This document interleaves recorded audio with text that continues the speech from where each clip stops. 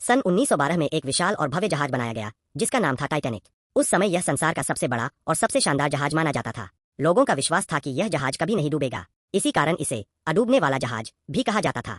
10 अप्रैल 1912 को Titanic England के Southampton बंदरगाह से अपनी पहली यात्रा पर निकला। इसका गंतव्य अमेरिका का न्यूयॉर्क शहर था।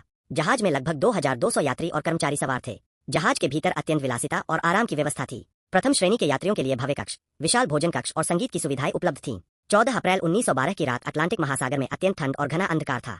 अचानक जहाज के पहरेदार ने आगे एक विशाल हिमखंड, बर्फ का पहाड़ देखा। जहाज को मोड़ने का प्रयास किया गया, परंतु देर हो चुकी थी। टाइटैनिक उस हिमखंड से टकरा गया। टक्कर के कारण जहाज के निचले भाग में दरारें पड़ गईं और समुद्र का पानी भीतर भरने लगा।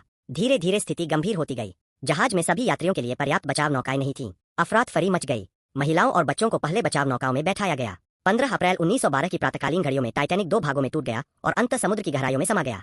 इस भीषण दुर्घटना में लगभग 1500 लोगों की मृत्यु हो गई। यह इतिहास की सबसे दुखद समुद्री दुर्घटनाओं में से एक बन गई। यह घटना हमें सिखाती है कि प्रकृति के सामने मानव की शक्ति सीमित है और सुरक्षा के नियमों की उपेक्षा कभी नहीं करनी चाहिए।